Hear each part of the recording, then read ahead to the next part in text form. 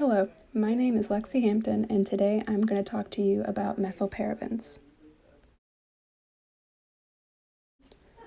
So, while many few people know what parabens are, they are actually very common and central to everyday life, especially when it comes to skin, body, and other cosmetic products.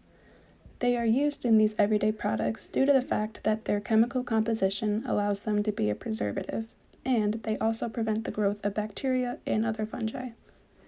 However, recently it has been speculated that the usage of parabens in our products may have an adverse effect on human health that could cause irreversible damage to reproductive organs.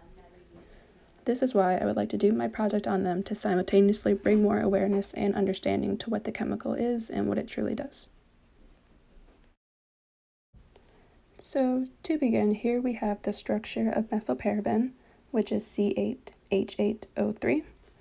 And because methylparabens consist mainly of carbon-hydrogen bonds, this makes the molecule mostly insoluble in water. This also constitutes the properties of an aromatic ring, which consists mainly of unsaturated carbons that are not miscible with water. However, the presence of the polar OH atom highlighted in green below allows for a separation of charge, which makes the molecule somewhat polar. Because this molecule is somewhat polar, it can then form interactions with water, such as hydrogen bonding interactions, which is what allows it to be absorbed through the skin. This makes sense since methylparabens are components of many cosmetic products used on their skin, so it's only plausible that they are able to be absorbed through the skin, which is mostly water. Just to take a closer look here, synthetic methylparaben, which was demonstrated on the slide before, these parabens are very similar to natural parabens, which is dictated below here. And this is a good thing because they're so similar that when synthetic methylparabens are used on the body is able to recognize it since they're so similar, and it can identify and eliminate it as necessary. However, this can be an issue when the methylparabens are not recognized by the body and are not eliminated, because if remnants end up being trapped in the skin tissues for prolonged periods of time, it can have disastrous effects on the body.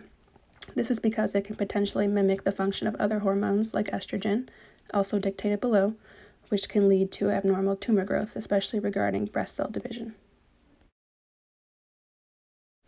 So methylparabens can be synthesized in numerous ways, and the reaction is rather simple. One example in particular is by reacting methanol with p-hydroxybenzoic acid and then using the catalyst NaHSO4. So first, in step 1, the oxygen, the OH on the p-hydroxybenzoic acid, those electrons are attracted to the hydrogen proton on the methanol, so the arrows denote it attacking that hydrogen, which thus breaks the bond it's holding with the oxygen, and then step 2 shows that that hydrogen is now on the p-hydroxybenzoic acid's original OH group, making it a water molecule, and then it then has a positive charge because it has one too many bonds. Oxygen typically only likes 2 bonds. So then, because water is a good leaving group, this opens the door for the methanol lacking the hydrogen to swoop in there, and then the water molecule breaks off from the original p-hydroxybenzoic acid molecule. And then step 3 shows the completed reaction, which is methylparaben. To conclude, methylparaben is a chemical that is an integral part of everyday life, and it's an important talking point for many researchers to ensure that the products we're putting onto our bodies are safe and healthy. Based off the research, I have found there is no conclusive evidence that states parabens are as dangerous as they are made out to be.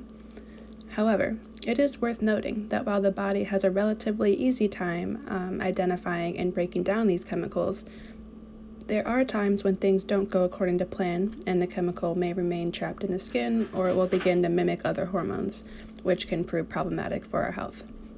Although much more analysis needs to be done before this evidence can be officially confirmed.